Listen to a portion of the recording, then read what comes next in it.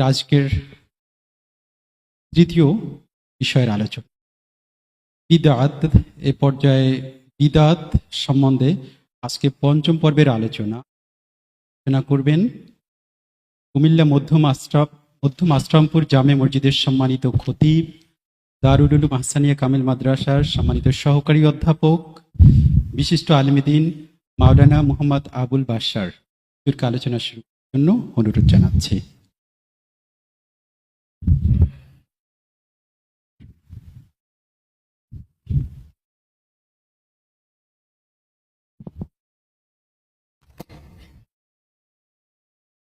আসসালামু আলাইকুম রহমতুল্লাহি তাআলা ওয়া বারাকাতুহু। আলহামদুলিল্লাহ, আমরা শুরুতে একটু সামনের দিকে এগিয়ে বসলে মনে হয় ভালো হয়। বাইরে যারা আছেন দুই পাশে মনে হয় এসিও চালু নাই, ভিতরে অনেকেই আসবার সুযোগ আছে, অনেক জায়গা খালি আছে। আমরা একটু কষ্ট করে সামনের দিকে আসি, তাহলে পরিবেশটাও সুন্দর হবে, আমাদের জন্যও ভালো হবে। সামনে আমরা আগায় বসি, ফাঁকাগুলো বন্ধ করে বসি। আলহামদুলিল্লাহ, আলহামদুলিল্লাহি রাব্বিল আলামিন, ওয়াসসালাতু ওয়াসসালামু আলা সাইয়্যিদিনা মুহাম্মাদিন তাহাল আমিন ওয়া আলা আলিহি আত-তাইয়্যিবিন ওয়া সাহবিহিল মুতাহহারিন ওয়া মান তাবি'আহুম বিইহসানিন ইলা ইয়াউমিদ্দিন।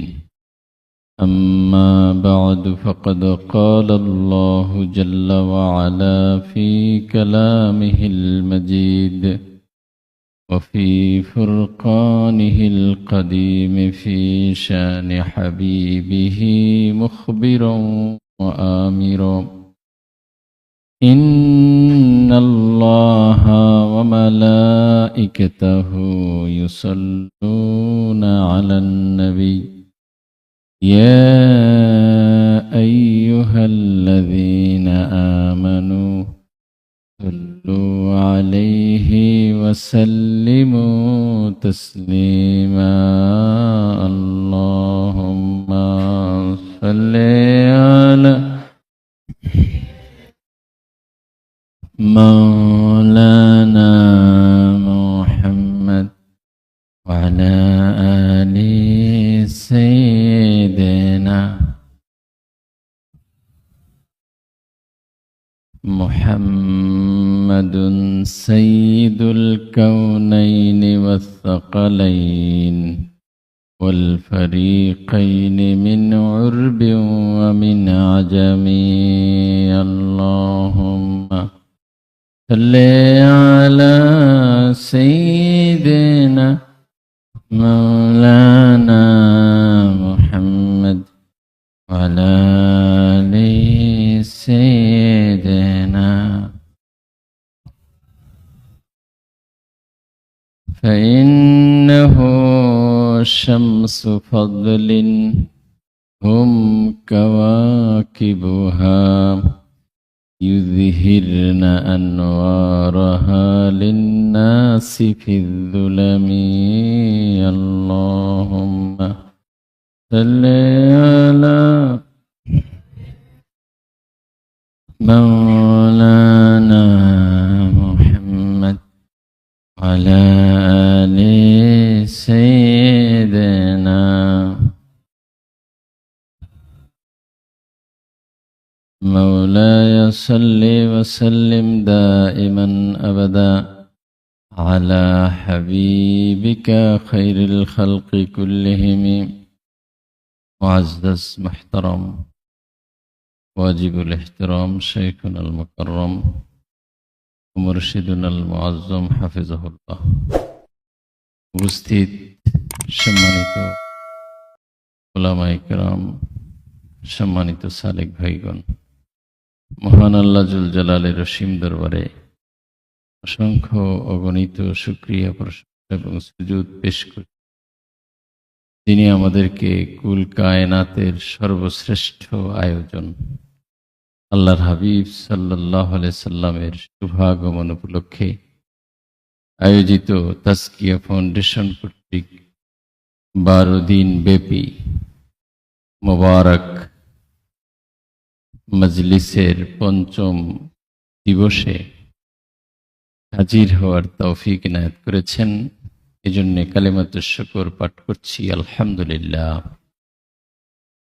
অসংখ্য অগণিত রব্বুল আলামিনের ইলমে যত সংখ্যা রয়েছে তত সংখ্যায় দুরূদ ও সালাম পেশ করছি মানবতার মুক্তির দূত, সর্বকালের সর্বযুগের সর্বশ্রেষ্ঠ মহামানব রাসূল করিম রউফুর রহিম সাল্লাল্লাহু আলাইহি ওয়াসাল্লামের প্রতি মহান আল্লাহ সুবহানাহু ওয়া তাআলা আমাদের পক্ষ থেকে অসংখ্য অগণিত দুরূদ ও সালামের হাদিয়া তার হাবিব সাল্লাল্লাহু আলাইহি ওয়াসাল্লামের রওজা আকদাসে সোনার মদিনায় পৌঁছে দিন, আমিন। সম্মানিত উপস্থিতি, আমরা এ পর্যায়ে বিদআত সম্পর্কে সামান্য আলোকপাত করবার ইচ্ছা পোষণ করছি। ওমা তৌফিকুনা ইল্লা বিল্লাহ। আমরা প্রচলিত কিছু বিদআত যেগুলি আসলে শরঈ বিদআত নয়, বরং বিদআতে হাসানা, ভালো বিদআত, উত্তম বিদআত, যেগুলোর আসল বা মূল ইসলামের শরীয়তে আছে, এরকম কাজকে অনলাইনে বিভিন্ন মাধ্যমে বিদআত বলে মানুষকে বিভ্রান্ত করার চেষ্টা করা হয়। সেই জাতীয় কিছু কাজ সম্পর্কে আমরা শুনবো ইনশাআল্লাহ আজিজ। আমরা কয়েকটা গতকালকেও বলেছিলাম, যেমন ঈদে মিলাদুন্নবী পালন করা, তাদের তালিকার প্রথমেই তারা এটা রেখেছে, অথচ আল্লাহর হাবিব সাল্লাল্লাহু আলাইহি সাল্লাম নিজেই মিলাদুন্নবী পালন করেছেন। তাহলে এটার আসল আছে না নাই? সহিহ মুসলিম শরীফের হাদিস। আল্লাহর হাবিবের কাছে জানতে চাওয়া হলো আন সাওমি ইয়াউমিল ইসনাইন, সোমবারের রোজার রহস্য কেন তিনি রাখেন। তিনি জবাব দিলেন, ফিহি উলিদতু, এই দিনে আমার মিলাদ হয়েছে। আল্লাহর হাবিবের মিলাদ হয়েছে, আল্লাহর হাবিব সেই মিলাদ উদযাপন করেছেন। ইমাম সুয়ুতি রাহিমাহুল্লাহ তিনি এই মিলাদুন্নবীর ব্যাপারে 3খানা হাদিস এর মাধ্যমে দলিল উপস্থাপন করেছেন, সাব্যস্ত করেছেন এর আসল আছে, মিলাদের আসল আছে। ঘটনা একবার ঘটলে বারবার সেই ঘটনার স্মরণে শুকরিয়া আদায় করা, এই বিধান আছে। সহিহ বুখারী শরীফের বর্ণনা। 10 তারিখ মুহররম মাসের সেই দিন আল্লাহ সুবহানাহু ওয়া তাআলা সাইয়্যিদুনা মূসা আলাইহিস সালামকে নাজাত দিয়েছিলেন তার দল বলে, আর সলিল সমাধি ঘটিয়েছিলেন কাদেরকে? ফিরআউনকে তার দলবল সহকারে, তাই না? ফাসামা মূসা শুকরান, মূসা আলাইহিস সালাম কি করলেন? শুকরিয়া স্বরূপ রোজা রাখছেন। শুধু ওই বছর নাকি প্রত্যেক বছর পরবর্তীতে? প্রত্যেক বছর ওই তারিখটা যখনই আসছে শুকরিয়া স্বরূপ রোজা রাখছেন না রাখেন নাই? এই রাখার ধারাবাহিকতা চলমান ছিল। এমনকি আল্লাহর হাবিব সাল্লাল্লাহু আলাইহি সাল্লাম যখন মদিনা মুনাওয়ারায় গেলেন তখন দেখলেন ইহুদিরা রোজা রাখছে। তাদেরকে জিজ্ঞেস করলেন, কেন তোমরা রোজা রাখছো? তারা বলল, হাযা ইয়াউমুন আযীম, এটা একটা মহান দিন। এটা কেমন দিন? আনজাল্লাহু ফীহি মূসা ওয়া কওমাহু, আল্লাহ তাআলা মূসা আলাইহিস সালামকে সদল বলে নাজাত দিয়েছেন। ওয়া গররাকা ফিরআউন ওয়া কওমাহু, ফিরআউনকে তার দল বলে সলিল সমাধি ঘটিয়েছেন। ফাসামা মূসা শুকরান, মূসা আলাইহিস সালাম শুকরিয়া স্বরূপ রোজা রেখেছেন, আমরা তার অনুসরণে রোজা রাখি। তাহলে মূসা আলাইহিস সালাম তার সাথে যারা ছিলেন তাদের কেউ কি তখন জীবিত ছিলেন? ছিলেন না, সবাই আল্লাহর কাছে চলে গেছেন। কত শত শত বছর পরে এসে ইহুদিরা তাদের অনুসরণে রোজা রাখছে। নিয়ামত কয়বার আসছে, শুকরিয়া কয়বার, বারবার, শত শত বছর ধরে।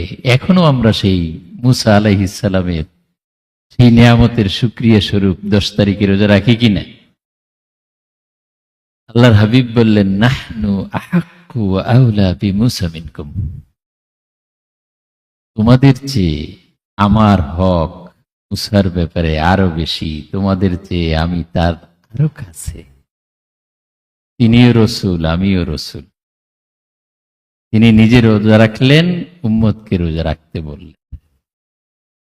আমরা এখনো রোজা রাখছি, তাই না? তাহলে নিয়ামত কয়বার আসছে, শুকরিয়া বারবার, সেম তারিখে। তাহলে আল্লাহর হাবিবের চেয়ে বড় নিয়ামত আর আছে? এই জন্যে ইবনে হাজার আসকালানী রাহিমাহুল্লাহ ফাথুল বারির মাঝে বলেছেন, ওয়া আইয়ু নি'মাতিন আ'যামু মিন নি'মাতি বুরুজি হাযান নবিয়্যির রাহমাহ। এই নবী, রহমতের নবীর আবির্ভাবের চেয়ে বড় নিয়ামত কোনটা? প্রশ্ন রেখেছেন। আছে কোনটা? নাই। তাহলে এই বড় নিয়ামত যেটা, সেটার শুকরিয়া আদায় করা যাবে না যাবে না? যাবে। দলিল গ্রহণ করেছেন ইবনু হাজার আসকালানী রহমতুল্লাহ আলাইহি। হাফেজ শব্দ মুতলাকান বললে যাকে বুঝায়, হাদিসের হাফেজ, ক্বাল আল হাফেজ, তার মানে হলো ইবনু হাজার আসকালানী রাহিমাহুল্লাহ। একজন হাফিজুল হাদিস, লক্ষ লক্ষ হাদিস যার সনদ মতন সহকারে মুখস্থ, তিনি বলছেন যে সবচেয়ে বড় নিয়ামত আল্লাহর হাবিব, তার শুকরিয়া আদায় করা যাবে। নিয়ামত একবার আসলে বারবার শুকরিয়া আদায় করা যায়, তাহলে বারবার উদযাপন করা যাবে কি না? যাবে, পালন করা যাবে। সুতরাং আসল আছে সহিহ বুখারী শরীফে, আসল আছে বাইহাকি শরীফে, আসল আছে মুসলিম শরীফে। সহিহ বুখারী শরীফে আরো একটা বর্ণনা আছে, যখন আবু লাহাব মারা গেল, উরিয়াহু বাদু আহলিহি বিশাররি হিবাতিন, খুব খারাপ অবস্থায় তার পরিবারের কেউ তাকে স্বপ্নে দেখলো, স্বপ্নে তাকে দেখানো হলো। জিজ্ঞাসা করলেন, কেমন আছো? বললেন, খুব ভালো নাই, তবে সোমবার আসলে আমার এই আঙ্গুলের মাঝখান থেকে পানিও বের হয়, আমার শাস্তিটা মাফ করে দেওয়া হয়। আতাকাতি সুয়াইবা, আমি সুয়াইবাকে আজাদ করে দিছিলাম এই আঙ্গুল নির্দেশ করে, এই কারণে এই সুবিধা আমাকে দান করা হয়েছে। ইবনু নাসিরউদ্দিন আদ-দিমাশকি, যিনি 7 খণ্ডে মিলাদের উপরে কিতাব লিখেছেন, জামিউল আসার ফি মাউলিদিন নবিয়্যিল মুখতার, তিনি মিলাদের আরেকটা কিতাব লিখেছেন সংক্ষিপ্ত আকারে। সেই কিতাবের মাঝে তিনি একটা কবিতা প্রণয়ন করেছেন, ইযা কানা হাযা কাফিরান জাআ যাম্মুহু ওয়া তাব্বাত ইয়াদাহু ফিল জাহিম মুখাল্লাদা হাত্তা আন্নাহু ফি ইয়াউমিল ইসনাইন দাইমা খাফফু আনহু লিসসুরুরি বিআহমাদা ফামা আয-যান্নু বিল আবদিল্লাযী তুলু উমরিহি বিআহমাদা মাসরুরান ওয়া মাতা মুওয়াহহিদা। তিনি চমৎকার ভাবে বলছেন, এই একটা কাফের আবু লাহাব, যার নিন্দায় কোরআন নাজিল হয়েছে, জাআ যাম্মুহু ওয়া তাব্বাত ইয়াদাহু ফিল জাহিম মুখাল্লাদা, সে স্থায়ীভাবে জাহান্নামী। যখনই সোমবার দিন আসে, ইউখাফফাফু আনহু লিসসুরুরি বিআহমাদা, ভাতিজার আগমনের খুশির কারণে তার আযাবটা মাফ করে দেওয়া হয়। তিনি খুশি হয়েছেন রাসূলের কারণে নাকি আহমদের কারণে?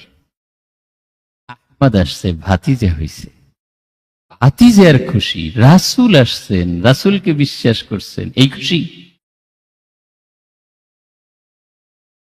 আল্লাহ সুবহানাহু ওয়া তাআলা তার হাবিবকে যে যেভাবেই ভালোবাসুক, তার ঈমান থাকুক চাই না থাকুক, প্রতিদান না দেওয়া এটা আল্লাহর শানে মানায় না। আল্লাহর হাবিবকে আল্লাহ এত ভালোবাসেন, যাকে চিরস্থায়ী জাহান্নাম দিয়েছেন, আল্লাহর হাবিবের উপরে তার একটু ভালোবাসা, যেই ভালোবাসার কারণে তার দাসীকে তিনি আজাদ করে দিয়েছেন। আমাকে একটা সুসংবাদ দিছো, আমার ভাইটা মারা গেছে, আমার ভাতিজা হইছে, যা তুই আজাদ। এই খুশির প্রতিদান আল্লাহ। আমরা তো বছরে উদযাপন করি, আল্লাহ সুবহানাহু ওয়া তাআলা তাকে প্রতিদান দিচ্ছেন সপ্তাহে, প্রত্যেক সপ্তাহে, সাপ্তাহিক। এ সুবিধা পেয়ে যাচ্ছে। ইবনে নাসিরউদ্দিন আদ-দিমাশকি হাফিজুল হাদিস তিনি বলতেছেন, ফামাজ্জান্নু বিল আবদিল্লাযী তুলু উমরিহি, যেই বান্দাটা সারা জীবন বে আহমাদা মাসরুরা, আল্লাহর হাবিবকে পাইয়া খুশি হইছে, ও মাতা মুওয়াহহিদা, ঈমান নিয়ে মারা গেছে, তার ব্যাপারে কি ধারণা? তাকে আল্লাহ সুবহানাহু ওয়া তাআলা কি দিবেন? তাকে কি শাস্তি দিবেন? ঈমান না থাকার পরেও খুশি হওয়ার কারণে যখন একদিন প্রতিদান পাচ্ছে, যে সারা জীবন খুশি থাকছে, সে কি কোনো শাস্তি পাবে? পাবে। সুতরাং মিলাদুন নবী, আল্লাহ সুবহানাহু ওয়া তাআলা বলেছেন, ফাবিযালিকা ফালইফরাহু কুল বিফাদলিল্লাহি ওয়া বিরাহমাতিহি রাহমাতুল লিল আলামিন। সবচেয়ে বড় রহমত কে? রাসূলুল্লাহ সাল্লাল্লাহু আলাইহি ওয়াসাল্লাম। আল্লাহ তাআলা বলছেন বিফাদলিল্লাহি ওয়া রাহমাতিহি ওয়া বিরাহমাতিহি ফাবিযালিকা ফালইফরাহু। রহমত পেয়ে যেন তারা আনন্দ করে, তারা যেন খুশি হয়। নির্দেশ কার? আসল আছে না নাই? যেটার আসল আছে, সংঘর্ষ নাই, সেটা কি বিদআত হয়? বিদআত হয় না। বিদআত হতে হলে সংঘর্ষ হওয়া লাগে। আসল থাকলে সেটা বিদআত হয় না। সুতরাং এটা তারা উল্লেখ করে, কিন্তু এটা বিদআত না। তারপরে তারা 2 নম্বরে বলে সকল মিলাদ, কারোর মৃত্যুর পর তার জন্য মিলাদ, 40 উপলক্ষে মিলাদ, কুলখানি করলে বিদআত হয়।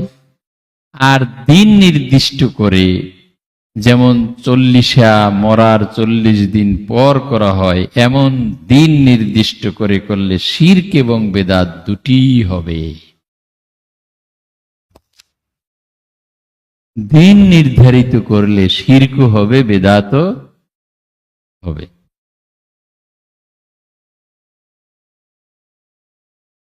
দিন নির্ধারণ করলে কিভাবে শিরক হয়, কিভাবে বিদআত হয়? দিন নির্ধারণ আল্লাহ সুবহানাহু ওয়া তাআলাই তো দিন নির্ধারণ করছেন। সকল গুরুত্বপূর্ণ কাজ আঞ্জাম দেওয়ার জন্য 10 মুহররমকে তিনি নির্ধারণ করেছেন, করেননি? আবার সাইয়েদুনা মুসা আলাইহিস সালাম ওই 10ই মুহররম নির্ধারণ করে রোজা রাখছেন, নাকি রাখেন নাই? শিরক হইছে, বিদআত হইছে। রাসূল করলে যদি বিদআত না হয়, আমরা করলে কেন বিদআত হবে? রাসূলরা, রাসূলের শিক্ষক কে? আল্লাহ তাআলা। আল্লাহ তাআলা রাসূলদেরকে শিখাইছেন কি ভুল শিখাইছেন? তাহলে এখন রাসূলরা যা করেছেন সেটা যদি আমরা করি, আল্লাহ যা করেছেন সেটা যদি আমরা করি, সেটা কেন বিদআত হতে যাবে? কোনো দরকার আছে বিদআত হওয়ার? কোনো প্রয়োজন নাই। শুধুমাত্র প্রয়োজন তাদের ব্রেইনের মাঝে শয়তান পেশাব করেছে, যে কারণে তারা ভালোটাকে মন্দ দেখে, মন্দটাকে ভালো দেখে। ওই যে শিশুরা অনেক সময় চশমা পরে, এরপরে বলে এইটা লাল ওইটা লাল, আসলে কি লাল? চশমাটা লাল, এই জন্য যেটা দেখে সেটাই কি দেখে? লাল দেখে। এখন তারা পড়ছে নাজ্জারাতুল ওয়াহাবি, আর চশমা ওয়াহাবির চশমা যখন পড়ছে, তখন সব ভালো এবং সুন্নতকে তাদের কাছে বেদাত মনে হচ্ছে, কারণ তাদের ইমানের জন্ডিস হয়েছে। ইমানের কি হয়েছে? যখন জ্বর হয় ভালো করে, তখন যেটা দেয় বলে এটা তিতে লাগে। আসলে কি খাবার তিতা? পরিবারে 5 জন সদস্য থাকলে 4 জনই বলছে তিতা না, তো যার জ্বর আসছে সে কি বলে? এখন গ্রহণযোগ্য হবে কারটা? শত শত ইমাম তারা বলছেন সুন্নত ভালো। এখন বর্তমান যুগে এসে তার ইমানে জন্ডিস হয়েছে, সে ওহাবির চশমা লাগাইছে, এখন দেখে মন্দ। কোনটা গ্রহণযোগ্য হবে? ইমামদের কথা, তাই না? এই কারণে তারা শিরক এবং বেদাত দুটোই খুঁজে পায়, যেখানে আসলে শিরকও নাই, বেদাতও আছে। আল্লাহর সন্তুষ্টি, রাসূলের সন্তুষ্টি, 1 বছরের নিরাপত্তা। এক জায়গায় মিলাদ পড়লে কয় বছরের নিরাপত্তা? আমানু আম, 1 বছরের নিরাপত্তা। আউলিয়ায়ে কেরামের মত, এটা কোনো হাদিস না। আউলিয়ায়ে কেরাম তাদের অভিজ্ঞতার মাধ্যমে দেখেছেন যে 1 বছরের জন্য যেখানে মিলাদ হয় ওই জায়গাটা নিরাপদ হয়ে যায়। আল্লাহ তাআলা তার হাবিবের শানে মানে বিপদ আপদ থেকে রক্ষা করেন। 3 নম্বর, তারা বলে শবে বরাত পালন ও এর উদ্দেশ্যে রোজা রাখা, এটাও আসলে কি না? বিদআত নয়। 4 নম্বরে শবে মেরাজের সালাত ও সাওম বা এই উপলক্ষে কোনো ইবাদত করা। শবে মেরাজ উপলক্ষে আমল বিভিন্ন কিতাবে আছে, নুজহাতুল মাজালিস এই কিতাবের মাঝে সালাতের কথা আছে, পরের দিন রোজা রাখার কথা আছে, হাদিসের রেফারেন্স আছে। সুতরাং এরও ভিত্তি আছে, যার ভিত্তি আছে সেটা বেদাত হয় না। 5 নম্বরে তারা বলে মৃত ব্যক্তির জন্য কোরআন পড়া, কিরাআতুল কোরআন লিল মাইয়িত, মৃতের জন্য কোরআন পড়া এটা বেদাত। কোরআন পড়াটা আবার বেদাত হয় কিভাবে? যার জন্যই পড়ুক না কেন, এটা বেদাত হওয়ার সুযোগ আছে? ইকরাউ মা তায়াসসারা মিনাল কোরআন, আল্লাহ তাআলা কোরআন পড়তে নির্দেশ দিয়েছেন না? এটা তাদের মন করা কথা। মাদ্রাসা হিফজুখানা থেকে হুজুর ছাত্র দিয়ে বা নিজে কুলখানি 40 দোয়ার আয়োজন, সওয়াব বক্সে দেওয়া। কাউকে দাওয়াত দিয়ে দোয়ার আয়োজন করলে, তাকে খাওয়াইলে, এটা কি নাজায়েজ? আতঈমুত তুআম ওয়া আফশুস সালাম ওয়া সিলুল আরহাম ওয়া সাল্লু বিল লাইলি ওয়ান নাসু নিয়াম তাদখুলুল জান্নাতা বিসালাম। খানা খাওয়াইতে বলছেন, তারপরে কি বলছেন? বেশি বেশি সালামের প্রচলন করো, আত্মীয়তার বন্ধন রক্ষা করো, আর কি করো? লোকেরা যখন ঘুমিয়ে যায় তখন নামাজ পড়ো। এই 4টা কাজ করলে নিরাপদে জান্নাতে প্রবেশ করো। এখন দাওয়াত দিলে নাকি বেদাত হবে, তাহলে খাওয়াবে কিভাবে? মানুষকে খাওয়াইতে হলে দাওয়াত দেওয়া লাগবে না? দাওয়াত দিয়েই তো খাওয়াবে। আতঈমুত তুআম, ইতআমুত তুআম মিন আফদালিল আমাল, সেরা কাজ। আল্লাহর রাসূল বলছেন সেরা, তারা বলে বেদাত। কারটা আমরা নিব? এখানেই হচ্ছে সমস্যা। তারা সব ভালোকে মন্দ দেখে, মন্দটাকে ভালো দেখে। ওই যে জুলখুয়াইসারার স্বভাব, এদেল ইয়া রাসূলুল্লাহ, আল্লাহ রাসূল যেটা করেন এটা সে ভালো দেখে না। আল্লাহ রাসূলকে বলে এদেল ইয়া রাসূলুল্লাহ ফা ইন্নাকা লাম তা'দিল, আপনি ইনসাফ করেন নাই, আপনি ইনসাফ করেন। সে নিজেরটাকে হাসানা মনে করে, আল্লাহর রাসূলেরটাকে সাইয়্যা মনে করে। এই যে মনে করা, এটাই হচ্ছে বিদআত। এখন বর্তমান যুগে যারা বিদআতের তালিকা করছে তারাই বিদআত। জোরে জোরে চিল্লিয়ে জিকির করা, ওই যে সওয়াব বক্সে দেওয়া, ইসালু সওয়াব, ইসালু সওয়াব পৌঁছানো, কোরআন সুন্নাহ দ্বারা সাব্যস্ত, অথচ তারা এটাকে বিদআত। যদি সওয়াবই না পৌঁছে তাহলে রব্বানা গফির লানা ওয়া লিইখওয়ানিনাল্লাযীনা সাবাকুনা বিল ঈমান, এটা বললে কোনো ফায়দা হবে? হবে না। আও ওয়ালাদিন সালিহিন ইয়াদউ লাহু, তাহলে এটার অর্থ কি হবে? واتبعتهم ذريتهم بإيمان ألحقنا بهم ذريتهم وما ألتنا من عملهم من شيء والذين آمنوا واتبعتهم ذريتهم بإيمان ألحقنا بهم ذريتهم, সন্তানদেরকে আল্লাহ সুবহানাহু ওয়া তাআলা তাদের বুজুর্গ পূর্বপুরুষদের সাথে মিলিয়ে দিবেন। কেন? ওই বুজুর্গের সওয়াব সন্তানদের আমল নামায় দিয়ে তাদেরকে সেম স্ট্যাটাসে নিয়ে যাবেন। এটাই তো ইসালে সওয়াব। কোরআন বলছে। এখন কি আমরা কোরআন মানবো না তাদের কথা মানব? যেহেতু আসল আছে, সুতরাং আমরা এটার পক্ষে থাকব।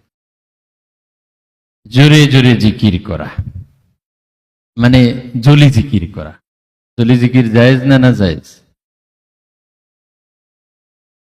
খফি জিকির জলি জিকিরের চাইতে আরো দামি। কত গুণ দামি? 70 গুণ। সেটা আলাদা, কিন্তু যে কাজটা জায়েজ সেটা কি বিদআত বলা যাবে? হালকায় জিকির করা, হেলাকুজ জিকির, হাদিস শরীফে স্পষ্ট শব্দ। জিকিরের যে হালকা, সেখান থেকে আল্লাহর হাবিব সাল্লাল্লাহু আলাইহি ওয়াসাল্লাম বলছেন তোমরা কি করো? ফল আহরণ করো। তারপরে প্রচলিত পাবলিক তথা কথিত পীর মুরিদি মানা বেদাত ও শিরক। পীর মুরিদি মানলে কি হবে? বেদাত হবে, সাথে সাথে কি হবে? শিরক হবে। পীর মানে কি? ওস্তাদ, মুরব্বী, শায়েখ বা শিক্ষক। বাংলায় আমরা বললে শিক্ষক, তারপরে কি বলা যায়? গাইড, ইংরেজিতে বললে গাইড। যে কোনো মানুষ একা চলতে পারে না, তার একজন মোরশেদ লাগে। এই জন্য সৌদি আরব গেলে দেখবেন ড্রাইভারের পাশে একজন বসে, তাই কি বলে? মোরশেদ। তাদের ভাষা আরবি, এই জন্য আরবিতে বলে, মানে যে পথ দেখায়। একজন অভিজ্ঞ, দক্ষ, প্রাজ্ঞ ব্যক্তির নির্দেশনায় যদি কেউ চলে, তার ভুল কম হবে না বেশি হবে? আমরা কি চাই আমাদের এই জীবনে বেশি ভুল হোক, না চাই কম হোক? জীবন তো একটা, এই জীবনটায় যত কম করা যায়। এখন কম করতে হলে আমার তো জ্ঞান কম, আমি খুঁজে বের করতে হবে জ্ঞানী মানুষকে। তার গাইডে যদি আমি থাকি তাহলে আমার ভুলটা কম হবে, কারণ আমি অনেক কিছু বুঝি না। আমি মনে করি এটা ভালো, আসলে ওটা ভালো না। এখন এই ভালো না এটা ধরিয়ে দিবেন এরকম একজন গাইড দরকার। সেই গাইডই ফার্সি ভাষায় বলে পীর, আরবিতে বলে উস্তাজ, মুরব্বি, এটাও আরবি শব্দ। মাওলানা, মৌলভী, মুআল্লিম, ইংরেজিতে বলে টিচার, গাইড। এই একই কথা, মানে শিক্ষক যিনি শিখাবেন, বুঝাবেন। যে মাজলিসে বসতে হইলে মেসওয়াক করে বসা লাগবে, আমরা তো অনেক সময় খেয়াল করি না, এসে বসে যাই। এই কথাটা যিনি বলবেন, দামি কথা, আমার তো সেই জ্ঞান নাই, এই জন্য তো আমি বুঝি না। এই জন্য একজন গাইড দরকার, শিক্ষক দরকার। সেই শিক্ষক আমাকে বাস্তব যে ভুলগুলো আমি করি সেগুলো আমাকে শুধরাই দিবেন, আমি একটু ভালো হইতে পারবো। তাহলে এটা কি বিদআত আর শিরক নাকি? এটা বিদআত না, শিরক না। এখন এটা যদি বিদআত হয় পীর শব্দ থাকার কারণে, তাহলে এই সেম কাজ যারা করবে, শিক্ষক যারাই মানবে, গাইড যারাই মানবে, তারা সবাই শিরক আর বিদআত করবে নাকি? এখন এই শিরক আর বিদআত থেকে কেউ কি বাঁচতে পারবে? যারা এটা লেখছে তারা হয়তো কোনো শায়েখকে মানে, তাদের শায়েখও তো তাদেরকে নির্দেশনা দেন, ভুল দেন আর সঠিক দেন। তাদের শায়েখ অনেক সময় বলে যে গরুর পেশাবের মাঝে কাপড় ডুবিয়ে সেটা আবার জড়িয়ে নামাজ পড়লে শুদ্ধ হবে, নাপাক হবে না, বলে না?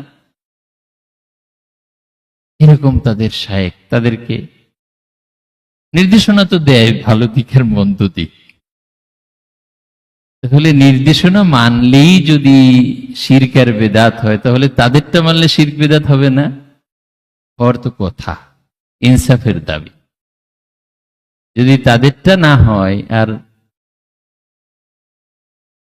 তারা যাদেরকে পছন্দ করেন না তাদেরটা হয়, তাহলে তো ইনসাফ হলো না। তাহলে এটা একটা বিদআতি কথা। পীর মুরিদি মানা বিদআত ও শিরক, এই কথাটাই বিদআত। তারপরে তারা আবার মসজিদে নববীতে চেয়ারে বসে তারপরে এরকম বলে, আব্দুল কাদের জিলানি কাফের, মঈনুদ্দিন চিশতি কাফের, এরকম কাফের বলে। যাদের হাতে লক্ষ লক্ষ মানুষ মুসলমান হয়েছে, ৯৩ লক্ষ হিন্দু মুসলমান হয়েছে, খাজা মঈনুদ্দিন চিশতি আজমেরি সঞ্জারি রাদিয়াল্লাহু তাআলা আনহু, তিনি নিজেই যদি কাফের হন, তাহলে ৯৬ লক্ষ মুসলমানের কি অবস্থা হবে? তাদের বংশধররা আবার তাদেরকে কাফের মনে করে। তাহলে তাদের পূর্বপুরুষরা যার হাতে মুসলমান হইলেন, তাদের ইসলাম কি ঠিক হয়েছিল? তাদের হিসেব মতে সেটাও ঠিক হয়নি। এখন আসলে কি তারা ঠিক না আগের যারা তারা ঠিক? আগের যারা তারা ঠিক, কারণ কিয়ামত ততক্ষণ হবে না হাত্তা তালআনা আখিরু হাযিহিল উম্মাহ আউয়ালাহা। পরের ওয়ালারা আগেরদের ওয়ালাদেরকে যতক্ষণ পর্যন্ত লানত না দিবে, খারাপ না বলবে, ততক্ষণ পর্যন্ত কিয়ামত হবে না। খারাপ বলতে হবে। এবং সেই কাজের দায়িত্ব তারা নিছে যে আমরা কিয়ামতের আলামত হতে চাই। তারা কি হতে চায়? কিয়ামতের আলামত হতে চায়। এই জন্য তারা এই দায়িত্বটা নিজ কাঁধে তুলে নিয়েছে। إذا لم يبق عالما اتخذ الناس رؤوسا جهالا فسئلوا فأفتوا بغير علم فضلوا وأضلوا। তারা এই দায়িত্বটাও নিছে, না জেনে ফতোয়া দেয়, না জেনে ফতোয়া দেয়। ফাদল্লু ওয়া আদল্লু, রেজাল্ট হলো নিজেরাও গোমরা হয়, অন্যদেরকেও গোমরা। এই কাজের দায়িত্ব তারা নিয়ে, কারণ আল্লাহ সুবহানাহু ওয়া তাআলা লাম ইয়াকবিদিল ইলমা ইনতিজাআন ইয়ানতাজিউহু মিনাল ইবাদ ওয়ালাকিন ইয়াকবিদুল ইলমা বিকবদিল উলামা। আল্লাহ তাআলা আলিমকে উঠিয়ে নেওয়ার মাধ্যমে ইলম উঠিয়ে নেবেন। যখন আলেম থাকবে না, তখন জাহেলদেরকে রইস মানবে। অমুক শায়েক, অমুক শায়েক, অমুক স্কলার, সব চ্যাংরা, সব কি ট্যাংরা। বয়স যত কম হয় তাদেরকে দাওয়াত দিতে পারলে খুব শ্রোতা বেশি হয়।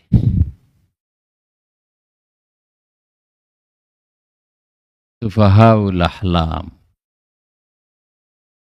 ব্রেইন ওয়াশড, ওই যা শিখছে করা বাদা গদ বাদা ওগুলো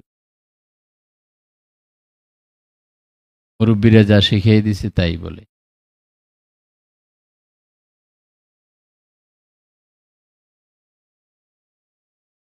তারপরে তারা বলে নামাজে মুখে মুখে উচ্চারণ করে নাওয়াইতুয়ান বলে নিয়ত করা বিদআত।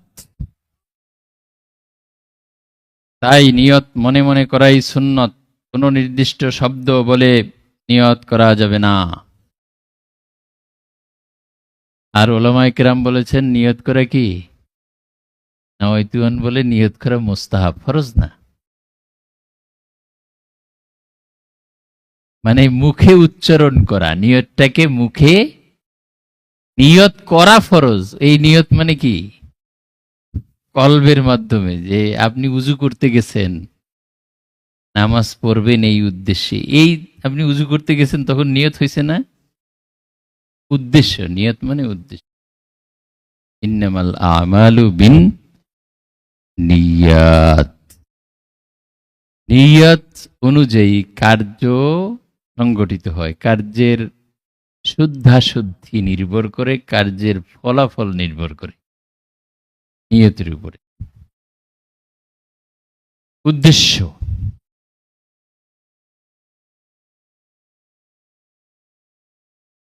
আচ্ছা যাই হোক,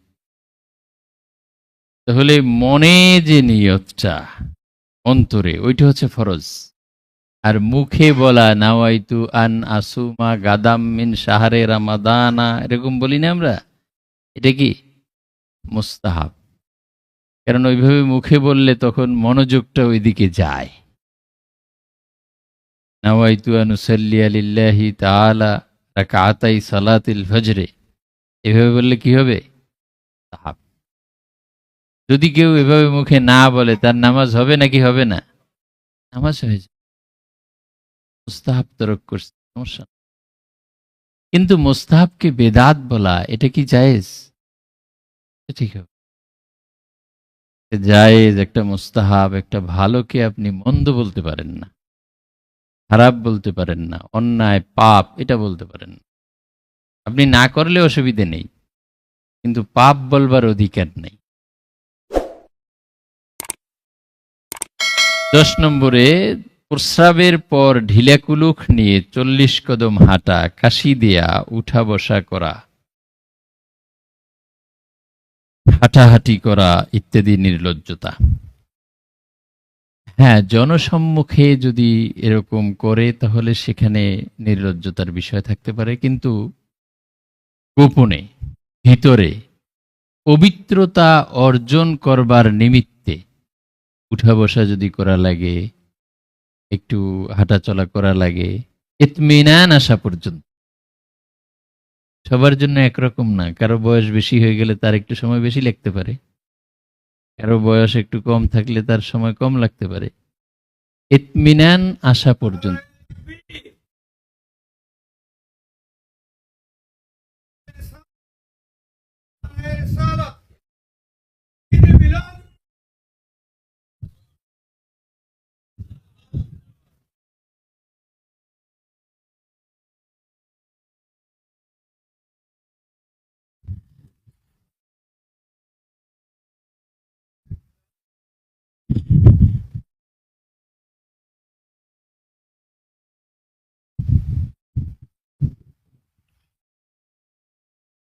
তাহলে ঢিলাকুলুক ব্যবহার করে পবিত্রতা অর্জন করা ফরজ।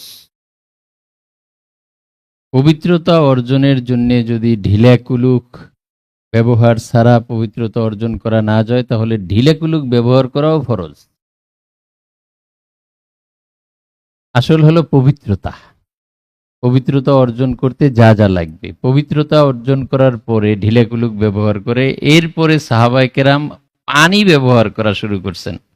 আল্লাহ সুবহানাহু ওয়া তাআলা খুশি হয়ে আয়াতে কারিমা নাযিল করেছেন, ফীহি রিজালুন ইউহিব্বুনা আন ইয়াতাতাহহারু ওয়াল্লাহু ইউহিব্বুল মুত্তাহহিরিন। মসজিদে কুবায় এমন লোকেরা আছে যারা পবিত্রতা অর্জন করতে ভালোবাসে, উত্তম রূপে পবিত্রতা অর্জন করতে ভালোবাসে। আল্লাহ তাআলা পবিত্রতা অর্জনকারীদেরকে ভালোবাসেন। তাহলে পবিত্রতা অর্জনের প্রয়োজনে ঢিলাকুলুক ব্যবহার করা, বিজোড় সংখ্যায় ব্যবহার করা, উঠা বসা করা। এখানে আবার অনেকে বলে যে ঢিলাকুলুক ব্যবহার করা যাবে না, শুধু পানি ব্যবহার করলেই হবে। এটাও ঠিক না। ঢিলাকুলুক, বর্তমানে আবার টয়লেট পেপার, এটা কোন সিজনে কিভাবে ব্যবহার করতে হবে ফিকহের কিতাবে বিস্তারিত লেখা আছে। এইসব নিয়ম কানুন মেনে সুন্দরভাবে পবিত্রতা অর্জন করা। পবিত্রতা অর্জনের জন্য যদি একটু সময় নিতে হয়, উঠবস করতে হয়, হাঁটাহাঁটি করা লাগে, এটাও পর্দার ভিতরে, মানে জনসম্মুখে নয়, সেভাবে করতে হবে। এগুলি বেদাত না। তারপরে হচ্ছে 11 নম্বর, জায়নামাজে দোয়া পড়া। জায়নামাজে দাঁড়িয়ে নামাই কি বলে, আমরা ইন্নী ওয়াজ্জাহাতু পড়ি, ইন্নী ওয়াজ্জাহাতু ওয়াজহিয়া লিল্লাযী ফাতারাস সামাওয়াতি ওয়াল আরদা হানিফা ওয়া মা আনা মিনাল মুশরিকিন। এই যে দোয়া, এটা ইসলামে আছে না নাই? আছে। তাহলে এইভাবে দোয়া পড়লে এটা কি নাজায়েজ হবে, বেদাত হবে? বেদাত হবে না। এর দ্বারা মুস্তাহাব হবে, তার মনোযোগটা আকর্ষিত হবে। এটা না পড়লেও নামাজ হয়ে যাবে, কিন্তু এটা বেদাত না। কবরে হাত তুলে সবাই একত্রে দোয়া করা, মানে কবর জিয়ারত করার পরে হাত তুলে দোয়া করা। আপনারা হাত তুলে দোয়া করার ব্যাপারে আলোচনা আলাদা শুনেছেন, ফরজ নামাজের পরে হাত তুলে দোয়া করা। দোয়ার সুন্নতি হলো আনতারফা ইয়াদাইকা হাজওয়া মানকিবাইক, কাঁধ পর্যন্ত তোমার হাত তুলবে, তারপরে লাস্টে এভাবে চেহারায় মাসে। এটা হচ্ছে দোয়ার সুন্নত, নিয়ম। সুতরাং হাত তুলে দোয়া করলে এটা হচ্ছে উত্তম, সুন্দর, ভালো। এটা কোনো বেদাত না। তারপরে তারা আরো বলে খতমে ইউনুস, খতমে তাহলিল, খতমে কালিমা, বানানো দুরুদ পড়া। কিছু কিছু মানুষ এটাকে খুব বেশি হাইলাইট করে, দুরুদ শরীফ বানাইয়ে পড়া যাবেই না, পড়লেই সেটা বেদাত হবে। এখন এখানে অনেক উলামায়ে কেরাম আছেন, আমি অনেক ক্ষুদ্র মানুষ, আমারও কিছু কিতাবাদি দেখার সুযোগ হয়েছে, ওই হিসেবে বলি। যেমন বুখারী শরীফের কথা আপনারা ধরেন, বুখারী শরীফের মাঝে আল্লাহর রাসূলের নাম যেখানে আসছে সেখানে কি আসছে? সাল্লাল্লাহু। এটা কি বানানো নাকি এটা মারফু হাদিস দ্বারা সাব্যস্ত? মারফু হাদিস দ্বারা সাব্যস্ত। কোন কিতাবে আছে এই মারফু হাদিসটা? সাল্লাল্লাহু আলাইহি সাল্লাম, এটা কোন হাদিসে আছে? আছে কোন হাদিসে? এটাই তো বানানো। এইরকম হাজার হাজার বানানো দুরূদ শরীফ কিতাবের মাঝে আছে, সেইটা পড়ে আইসা এরপর বক্তৃতা দেয় বানানো দুরূদ শরীফ পড়া যাবে না। এখন কারটা শুনবেন? আজীবন বানানো দুরূদ শরীফ পড়লো, হুজুর বলতে পারবেন এটা কি মারফু হাদিস নাকি বানানো? বানানো। এরকম আউলিয়ায়ে কামিলিন অনেক দুরূদ শরীফ বানাইছেন। এই অনলাইনে বিভিন্ন লোক, মুসলিম আরো বিভিন্ন, এরা করে টেরে ছাড়ছে আর কি। তারা তো অনলাইনে অনেক অ্যাডভান্স। যাই হোক,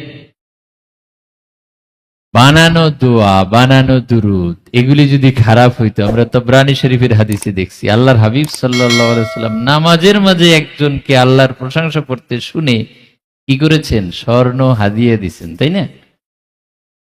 এখন বানায় বললে যদি নাজায়েজ হয়, তাহলে আল্লাহর হাবিব সাল্লাল্লাহু আলাইহি ওয়াসাল্লাম খুশি হইতেন? রব্বানা লাকাল হামদ হামদান কাসীরান তাইয়িবান মুবারাকান ফি, বানাই বলছেন না? তাহলে কি ফেরেশতারা ছুটোছুটি করতো সওয়াব লেখার জন্য? বানায় বললেই না জায়েজ হবে না, যতক্ষণ পর্যন্ত উসুলুদ্দিনের সাথে সংঘর্ষ না হবে, কোরআন সুন্নাহ ইজমাউল উম্মাহ আসারুস সাহাবার সাথে সংঘর্ষ না হবে। সুতরাং এখানে যা বলা হয়েছে খতমে ইউনুস, খতমে তাহলিল, খতমে কালিমা, এগুলো সব বেদাত। যত প্রকার তাসবিহ খতম আছে সবই বেদাত। তাসবিহ দানা গণনা করাও বেদাত।